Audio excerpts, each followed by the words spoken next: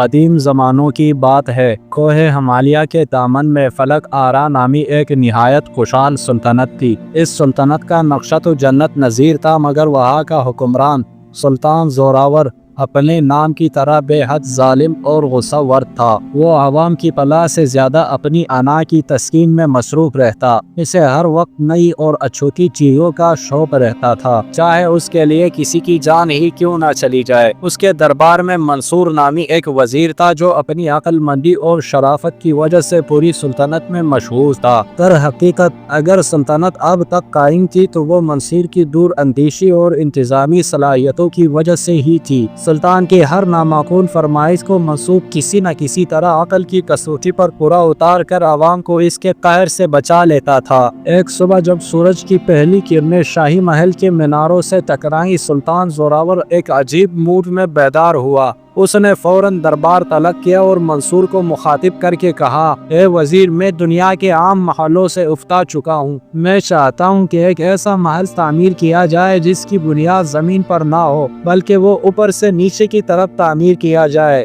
یعنی پہلے چھت بنے، پھر دیواریں اور آخر میں وہ زمین کو چھوئے۔ پورا دربار سکتے میں آ گیا۔ یہ فرمائش نہیں بلکہ موت کا پروانہ تھا۔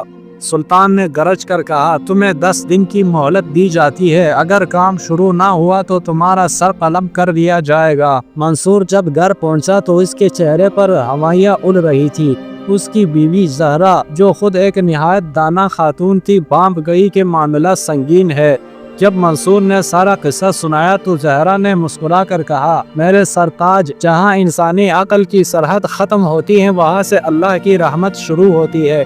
آپ پریشان نہ ہو، وضو کرے اور اپنے رب کے حضور سجدہ ریز ہو جائیں۔ منصور نے عشاء کی نماز کے بعد طویل دعا کی اور اسی مسئلے پر اسے نیند آ گئی۔ خواب میں اس نے دیکھا کہ وہ ایک گہرے اور پر اسرار جنگل میں بھٹک رہا ہے، جہاں اسے ایک نہایت چمکتی ہوئی شے ملتی ہے۔ وہ اسے اٹھا کر سلطان کو دیتا ہے اور سلطان کا چہرہ خوشی سے تمتمانے لگتا ہے۔ صبح جب زہرا نے یہ خواب سنا تو فوراً کہا، یہ غیب سے اشارہ ہے، آپ فوراً وقت سفر باندھے اور مشرق کی سمت واقع جنگل فریاں کی طرف نکل جائے، حل وہی ہی ملے گا۔ منصور نے گھوڑے پر تھوڑا سا زیادہ راہ لیا اور نکل پڑا۔ 5 دن تک وہ گھنے جنگلوں، پتھریلے راستوں اور تپتی دھوپ میں چلتا رہا۔ اس کا جسم تھکن سے چھوٹا اور امید کا چراغ مدھم پڑنے لگا۔ 5ویں دن کی شام جب وہ ایک پرانے برگد کے نیچے بیٹھا یہ سوچ رہا تھا کہ واپس پلٹ جائے اور اپنی موت کا انتظار کرے، اسے قریب سے کسی کے کراہنے کی آواز آئی۔ اس نے دیکھا کہ ایک معصوم سفید خرگوش ایک شکاری کی آہنی شکنجے میں پھنسا تڑپ رہا ہے۔ منصور کا دل پگھل گیا۔ اس نے اپنی تکلیف بھول کر بڑی مشقت سے وہ شکنجہ کھولا اور خرگوش کو آزاد کر دیا۔ جیسے ہی خرگوش آزاد ہوا، ایک دھماکہ ہوا اور وہاں ایک عجیب و غریب ہولیے والا بونا کھڑا تھا۔ منصور حیرت سے پیچھے ہٹ گیا۔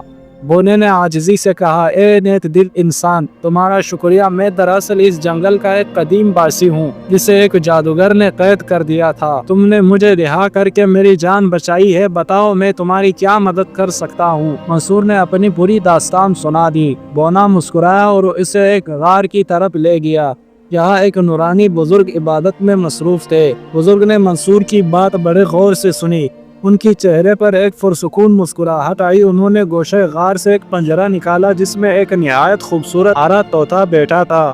بزرگ نے فرمایا، بیٹا، یہ کوئی عام طوطا نہیں ہے، یہ حکمت کیا پرندہ ہے، اسے لے جاؤ، یہ تمہاری مشکل حل کر دے گا۔ بس جب وقت آئے اسے اس جگہ چھوڑ دینا جہاں محل بننا ہے، باقی یہ خود سنبھال لے گا۔ منصور نے اللہ کا شکر ادا کیا اور طوطے کو لے کر تیز رفتاری سے واپسی کا سفر شروع کیا۔ 9ویں دن وہ واپس پہنچ گیا جہاں اس کی بیوی بے صبری سے انتظار کر رہی تھی۔ 10ویں دن کی صبح سلطان زوراور اپنے جاہ و جلال کے ساتھ اس میدان میں پہنچا جہاں محل کی تعمیر ہونی تھی۔ وہاں ہزاروں کے مزدور مستری، اینٹیں، گارا اور لکڑی کا ڈھیر لگا تھا۔ پورا شہر تماشا دیکھنے جمع تھا کہ کوئی اوپر سے نیچے محل کیسے بنا سکتا ہے۔ سلطان نے تمسخر سے پوچھا، ہاں وزیر، تمہارے 10 دن پورے ہوئے، کہاں ہے میرا معلق محل؟ منصور نے بڑی عاجزی سے کہا، حضور، سب تیار ہے، بس کام شروع ہونے والا ہے۔ اس نے پنجرہ کھولا اور طوطے سے کہا، میاں مٹھو، اب اپنی مہم شروع کرو۔ طوطا تیزی سے اڑا اور بادلوں کے بلندی تک پہنچ گیا۔ وہاں جا کر اس نے انسانی آواز میں ने चीखना शुरू कर दिया, ओए मजदूरों, ईंटें ऊपर पहुंचाओ, जल्दी करो, ईंटें पकड़ाओ, गारा ऊपर लाओ, मैं छत का पहला कोना रखने लगा हूँ, ईंटें ऊपर दो। सुल्तान ने जब ये देखा कि तोता बुलंदी से ईंटें मांग रहा है तो वो आपे से बाहर हो गया। वो चिल्लाया, ए बेवकूफ़ वजीर, ये क्या मजाक है? इतनी बुलंदी पर ईंटें और गारा कैसे पहुंचाया जा सकता है? क्या इंसान उड़कर वहां जाएगा? मंसूर ने यही मौका पाकर हाथ बांधे और बड़े अदब से अर्ज की, बादशाह सलामत, अगर इतनी बुलंदी पर ईंटें नहीं पहुंचाई जा सकती तो आप ही बताएं कि वहां से नीचे की तरफ तामीर कैसे शुरू की जा सकती है? तामीर तो वहीं से शुरू होगी जहां पहले ईंट पहुंचेगी। सुल्तान सख्ते में आ गया।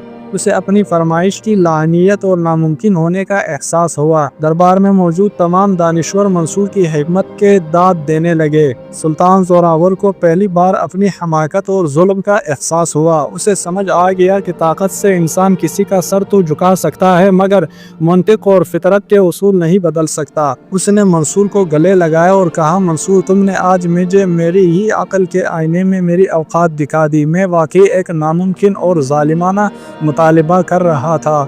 उस दिन के बाद सुल्तान ने अपनी तमाम जालिमाना आदतें तर्क कर दी। उसने आवाम के लिए हस्पताल और मदारिस बनवाए और मंसूर को अपना मुस्तकिल मुशीर ख़ास बना लिया।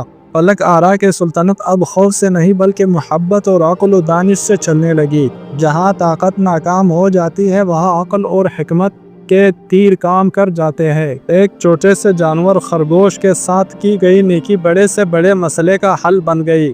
जब रास्ते बंद नजर आए तो अल्लाह की तरफ रुजू करना ही बेहतरीन रास्ता दिखाता है। दोस्तों, ये कहानी आपको कैसी लगी? कमेंट्स में अपने राय का इजहार ज़रूर कीजिएगा। हमारे चैनल को सब्सक्राइब कर दीजिएगा। वीडियो देखने का बहुत बहुत शुक्रिया। अस्सलामु अलैकुम व रहमतुल्लाहि व बरकातुहू।